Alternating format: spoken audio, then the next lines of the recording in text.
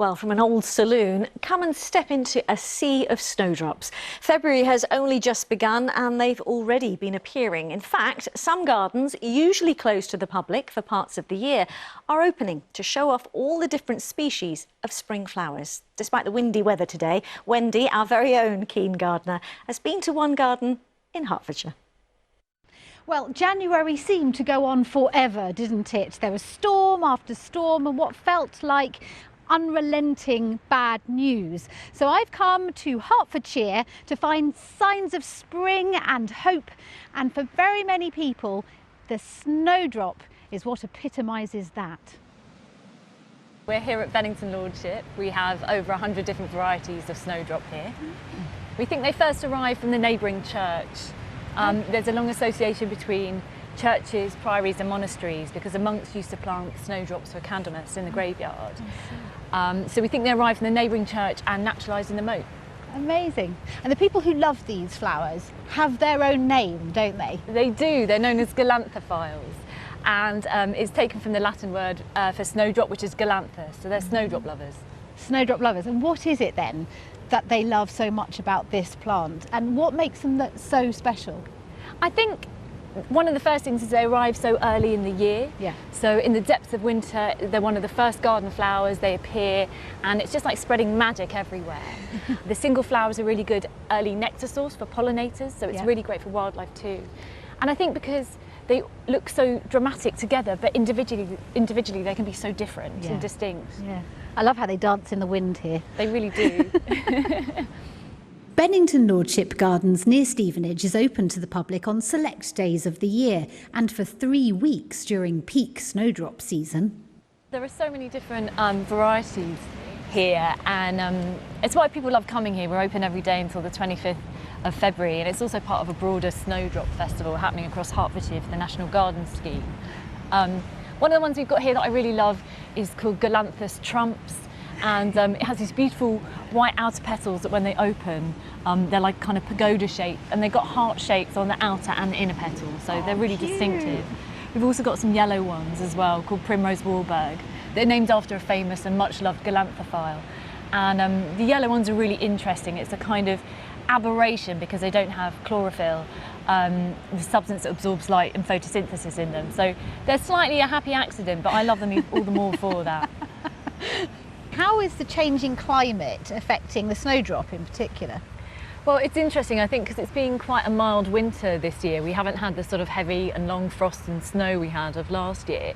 The snowdrops have come along a lot earlier. Oh, really? And so generally the Snowdrop Festival here opens about a week earlier than it would have done 10 or more years ago. Wow, so that really is a change. Yeah.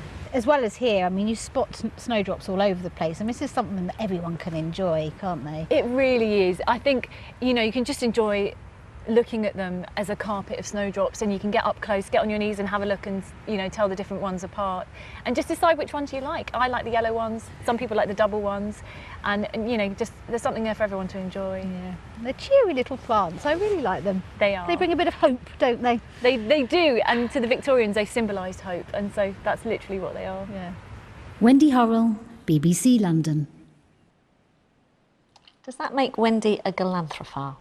Either way, it takes us nicely to a check on the weather. Now, finally, if you've ever owned an orchid, or you'll know just how hard they are to grow or even keep alive. But Kew Gardens is taking out all the hassle for you with its annual Orchid Festival. This year, they're celebrating the biodiversity and natural beauty of Madagascar, and have even managed to mimic the extreme heat. We sent Sally along for a look.